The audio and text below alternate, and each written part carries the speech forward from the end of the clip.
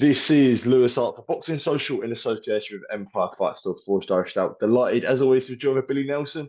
So before we get into last night's antics, how are you, mate? How's things? Everyone's fine, mate.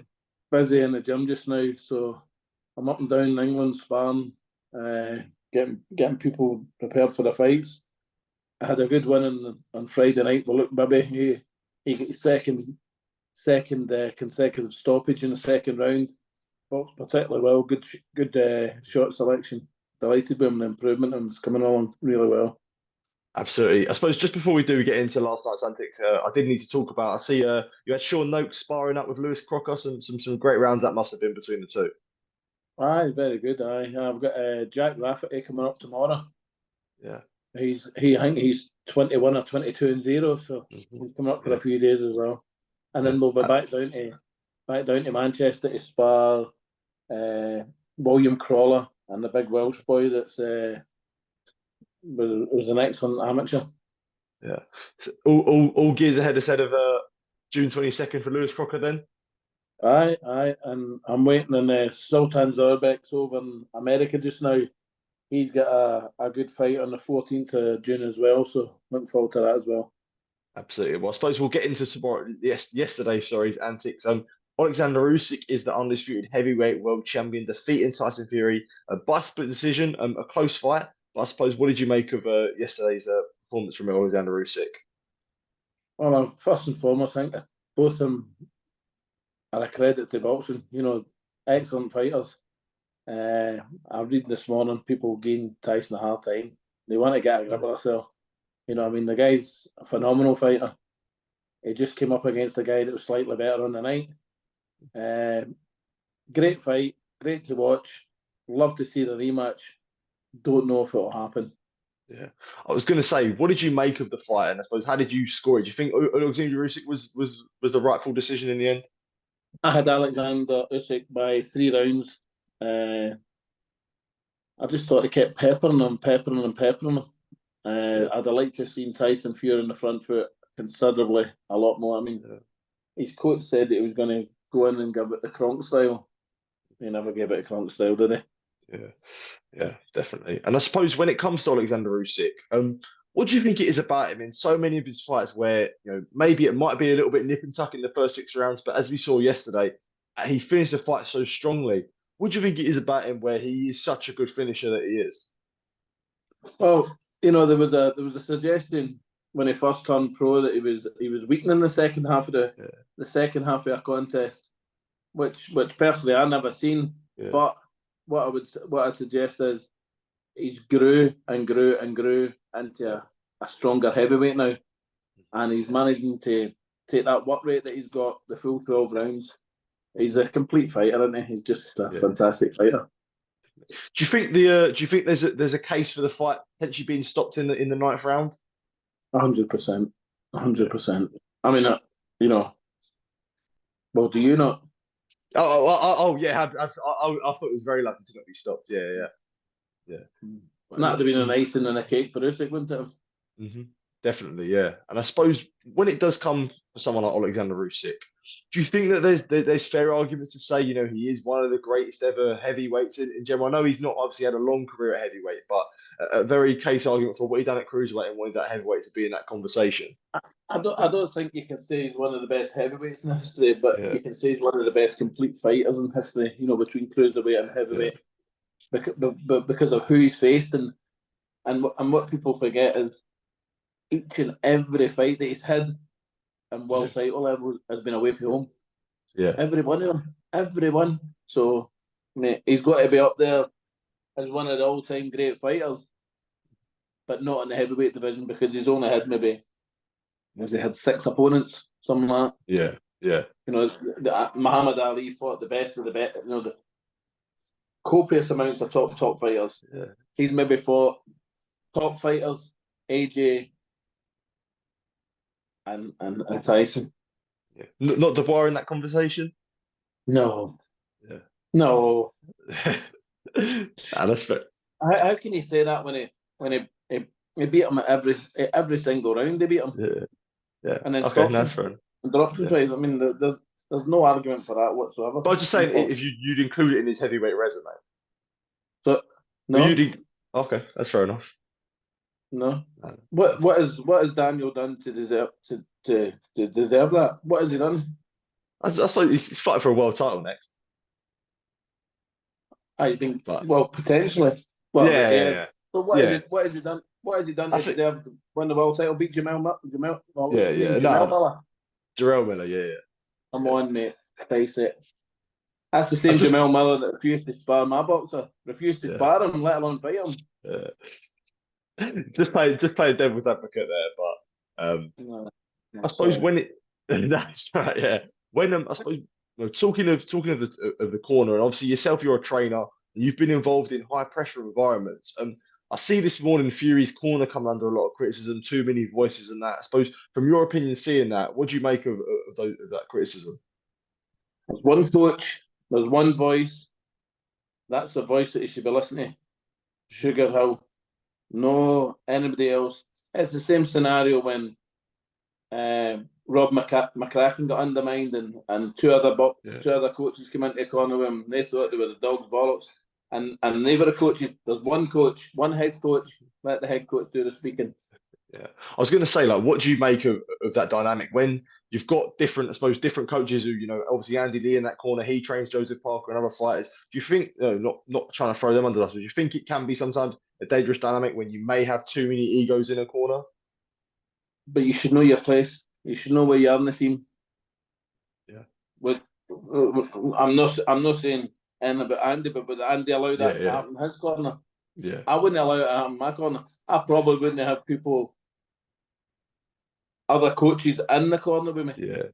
Mm-hmm. Because, me and my fighters train a certain way, a certain game plan, and then other people are having their input. That's not going to happen. That's between you and the fighter. I mean, if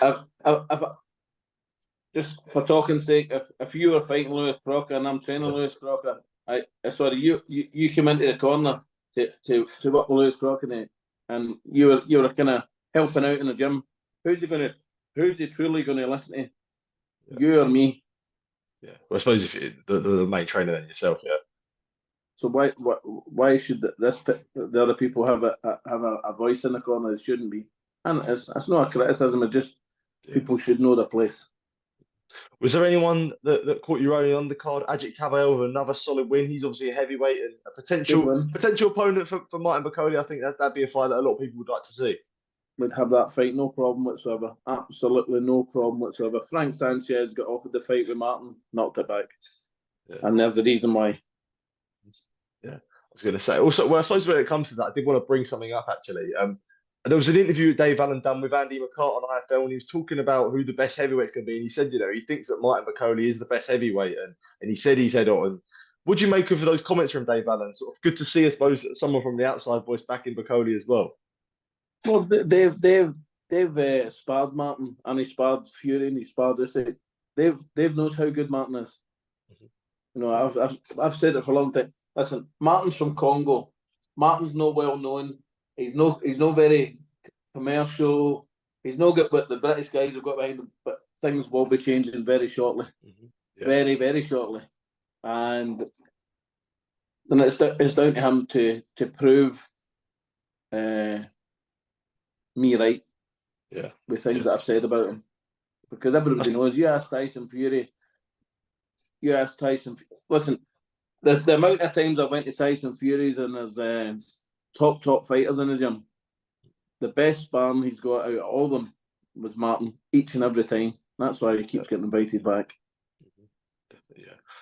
And I suppose when you look at Oleksandr Usyk's performance yesterday, that obviously yourself has said that the sparring between Martin Bakole and Oleksandr Usyk, if they were potentially fighting, you'd be very confident with Bakole going into a fight against Usyk? Well, I'd be confident, but more importantly, Martin would be confident, because he knows how to set the trap to hurt Oleksandr Usyk. He's done it once. He stopped him in sparring. He knows what to do. You know what I mean? Whether people again, people don't like. If it was Anthony Joshua that stopped him in sparring, I'd go all over the place. Yeah. But because it's Martin Bakole for Congo, people, oh no, he never done. He did do it. 100 million% he done it. Listen, when Martin beat, what's his name? Takam over in Saudi, Alec Krasnick came into an interview that Martin was doing with from London, I'm sure it was, and or it might have been your lot, and said, "This is the next world champion," because they know how good he is. But Joe Blogg's in the living room and on a wee keyboard, think he's shite. He can't win. But I suppose just on Bakole, just out of interest, obviously he was scheduled to fight or ordered to fight Cassius Chaney. He's now fighting Michael Hunter for the WBA interim. So what was sort of the situation there that Bakole isn't fighting Chaney anymore? Well, Don King messes about terribly, and Chaney basically pulled out the final eliminator. He was ordered to fight him. So how you can pull out a final eliminator and supposedly get fighting because the rules do state if you pull out an eliminator, you're not allowed to fight for an eliminator or a title for 12 months. So how's he managed to get, again, it's on paper that it's the interim world title. Is it the interim world title? How's he got to fight for that? But he's pulled out Martin's fight anyway, so Martin's got another fight. Okay, absolutely. Well, I suppose just before we do finish this off, back on the undercard of yesterday, was there anyone else that impressed you? Mark Chamberlain with a good win.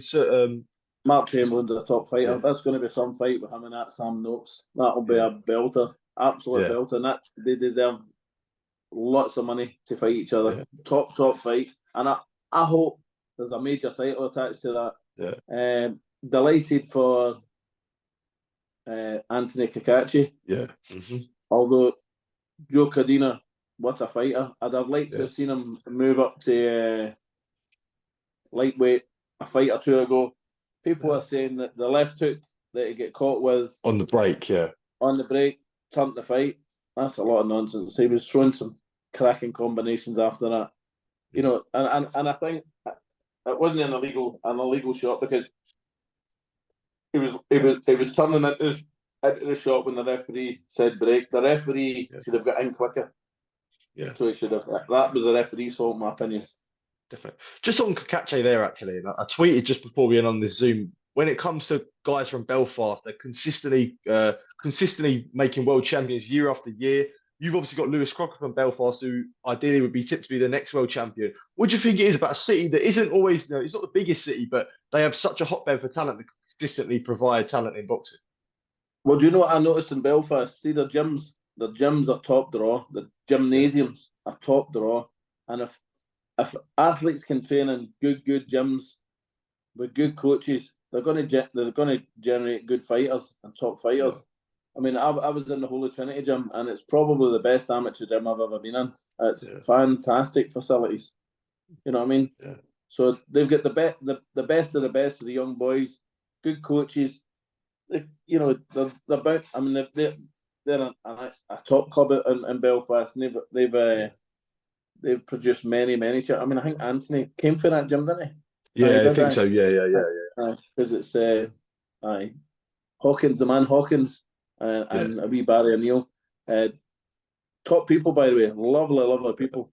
Knowledgeable. So I was delighted for them. Absolutely delighted. As much as I was saddened for Joe Cadena, because I think he's an absolute gem of a guy and top fighter. But I hope he goes up to lightweight. I think he'll be more effective up there. Yeah, definitely. Well, Billy, just want to say thank you for taking time to speak to me. Really, really good to get your thoughts and really good to catch up with you, mate. And catch up soon, mate. Hope all's well. All the best, sorry. Thank you. Top man. Thank you, mate. Cheers.